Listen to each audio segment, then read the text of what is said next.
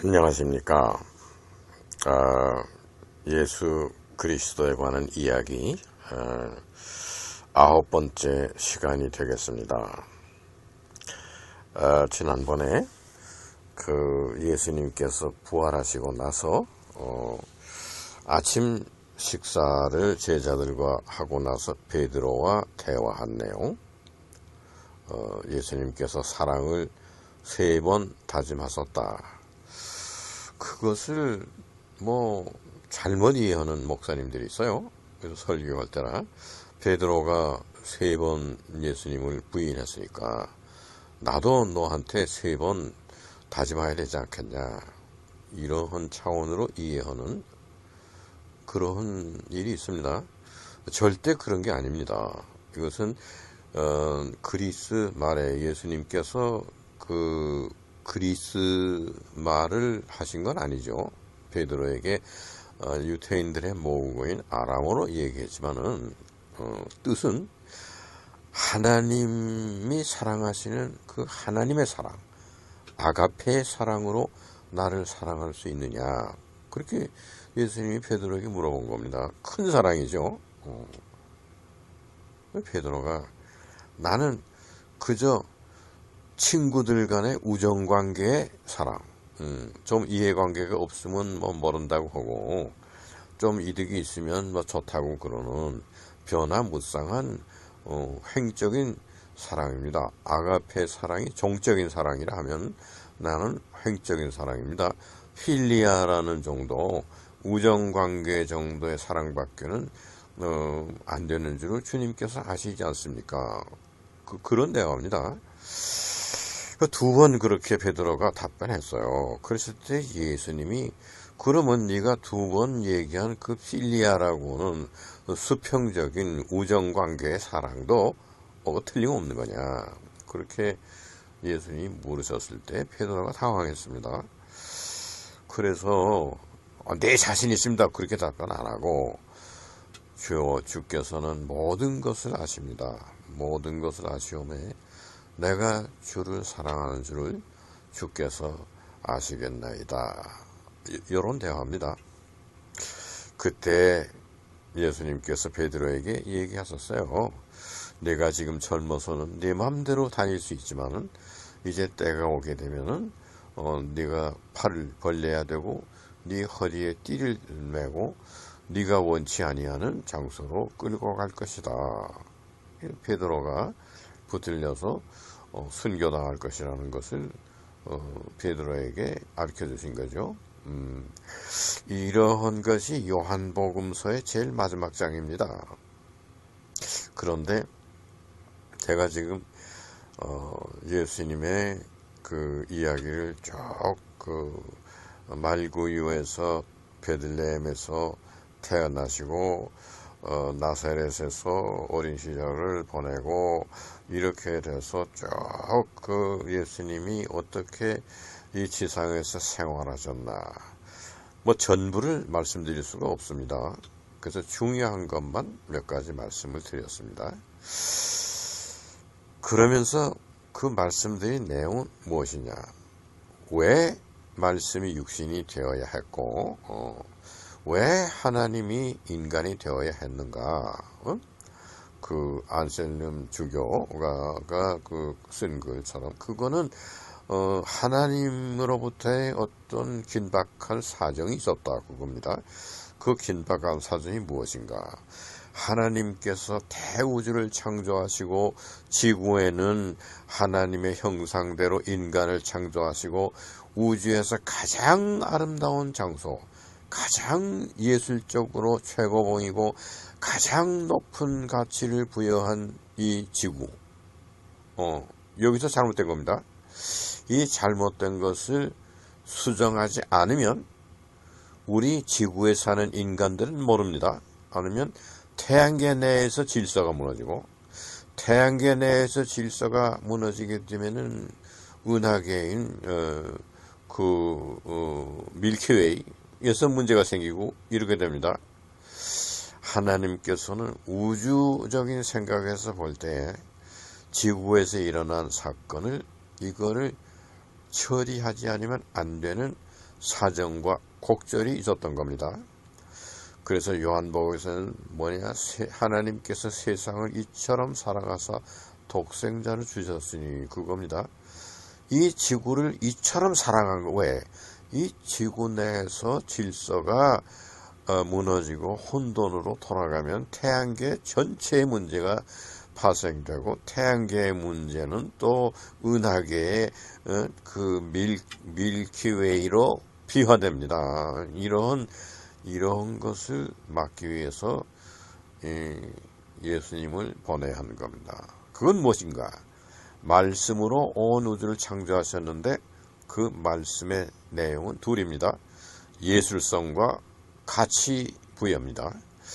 그것으로 온 우주 만물을 창조하신 분인데 말씀으로 우주를 창조하셨다.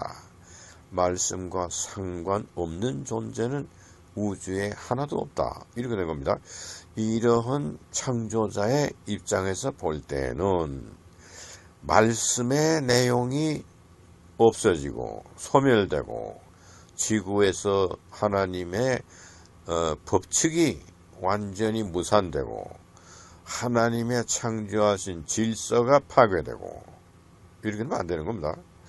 그래서 하나님의 독생자 예수 그리스도가 말씀이 육신이 되고 하나님이 인간이 되신 사건이 생겨난 겁니다. 제가 예수님 태어나시기 직전에 무슨 폼페이와 헤르쿨라네아눔 이런 데서 벌어진 그런 얘기, 소돔과 고모라보다 더 심각했습니다. 이러한 지금도 마찬가지입니다. 지금 기독교라는 그 종교가 타락하고 교회에서 부조리가 일어나고 소위 하나님의 말씀을 전한다고 하는 목사님들이 비리가 있고 이렇게 되면은 이거 예수님이 이 세상에 오셔서 한 일이 전부 헛된 거죠. 예수님이 이 세상에 오실 필요가 없었던 거예요. 이렇게 되면은 예수님이 세상에 오셔서 바로 잡은 것이 다 다시 흐트러지는 거 아닙니까? 이러한 안타까움 때문에 제가 예수님의 이야기를 시작했습니다. 그래서 지금 9번째 시간에 말씀드리려고 하는 것은 이런 겁니다. 우리 인간에게 예수님께서 주신 거는 굉장히 큰 선물을 주셨습니다. 예수님께서 주신 선물, 이걸 말씀드리려고 하는 겁니다. 제가 물리학을 공부하고 자연과학을 공부해서 제 자신을 과학자로 생각합니다. 우주 물리학에는 아주 정통한 지식을 가지고 있습니다. 이런 사람으로서 물리학의 절대온도라는 게 있습니다. 절대온도. 절대온도에 이르면은 모든 존재가 없어집니다. 은하계도 절대온도로 내려오면 없어지는 겁니다. 무로 돌아갑니다. 없는 상태, 그거는 절대온도입니다. 그것이 섭씨 마이너스 273도 15분입니다. 예수님께서 우리 인류에게 주신 큰 선물은 무엇이냐? 그것은 물리학과 똑같습니다. 고난의 세계. 물리학은 자연의 세계인데 고난의 세계에 절대 고난이 있습니다. 자연의 세계에 절대 온도가 있듯이 고난의 세계에 절대 고난이 있습니다. 그 절대 고난이라는 건 십자가입니다. 그 이하로 더 내려가는 고난이 없습니다. 그 십자가의 고난보다 더 심각한 고난 있을 수 없습니다. 즉 절대 온도보다 더 낮은 온도가 존재하지 않는 것과 마찬가지로 십자가의 고난보다 더 극심한 고난은 있을 수가 없습니다. 그것이 고난의 절대치입니다. 고난의 세계에서의 절대 고난, 절대치를 우리에게 선물로 주셨습니다. 우리가 아무리 고난스럽고 고통스럽고 해도 목매달아서 죽을 만큼 이유가 없습니다. 왜? 예수님의 십자가의 고난의 절대치에 비교하면요, 아직도 멀었습니다. 그 절대치까지 내려가려면요, 한참 남은 겁니다. 그런 상태에서 못 이기겠다. 자살이다. 그러는 겁니다. 예수님께서 자살하지 말라, 목매달아 죽지 말라 그런 말씀 하신 일 없습니다. 그러나 십자가 사건은 우리에게 고난의 최대치를 알려준 겁니다. 우리의 고난이 아무리 극심해도 그 예수님의 십자가의 고난에는 도달할 수 없는 그런 고난입니다. 우리가 능히 참고 이겨낼 수 있는 겁니다. 예수님께서 그 십자가의 고난을 이기시고 죽음을 극복하시고 부활하셨습니다. 이 사건은 우리에게 가장 큰 선물을 주신 겁니다. 고난의 절대치를 우리한테 알려주시고 그 고난의 절대치를 극복하는 순간에 우리는 부활할 수 있는 겁니다. 이것이 인류에게 예수님께서 남겨주신 최대의 선물입니다. 그러면은 제가 예수님의 그 이야기를 거의 지금 마무리하는 단계에 왔습니다. 여기서 제가 무엇을 강조하고 싶으냐? 예수님 사건을 우리가 어떻게 이해해야 되느냐? 이것은 예수님께서는 창조주 하나님의 우주적인 질서가 파괴됐다, 잘못됐다 그겁니다. 자연 속에는 남아 있습니다. 공중나는 새를 보면 알고 뜰의 백합화를 보면 압니다. 하나님이 창조하신 예술성이 자연 속에는 남아 있습니다. 하나님의 높은 가치 부여한 그 창조 자연 속에 남아 있습니다.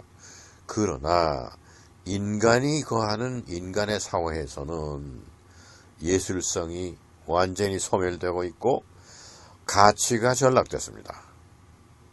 이 상태에서 이 자연이 주인이 아니고 우리는 하나님의 형상을 입었기 때문에 이 지구촌에서 인간이 주인입니다.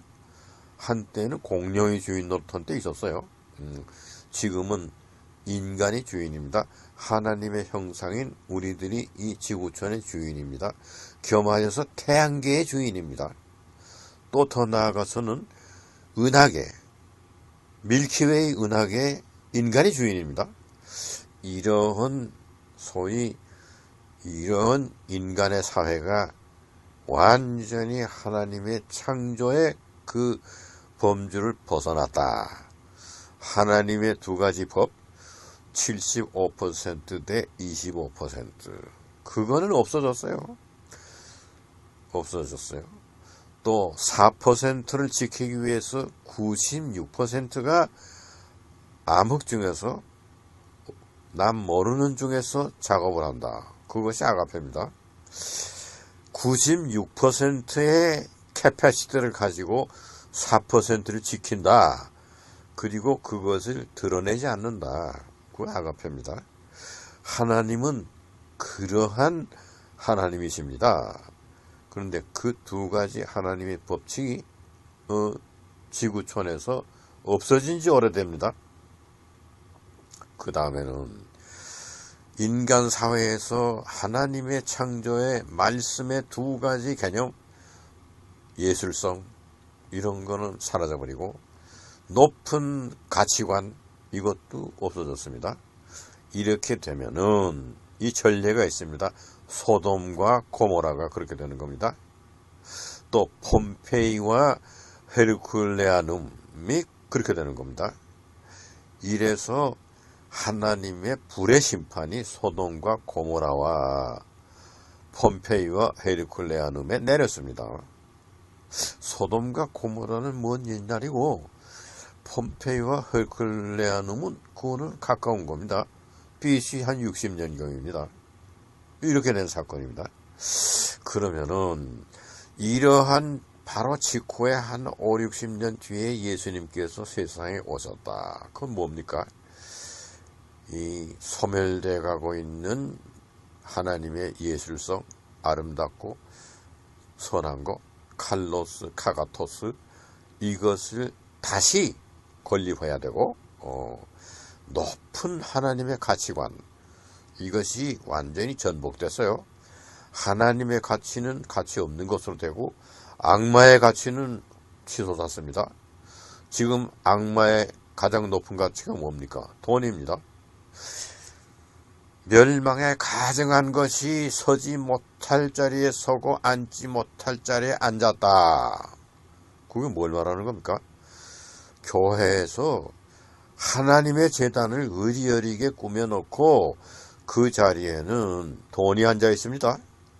하나님이 앉으셔야 할 보좌에 돈이 앉아 있습니다.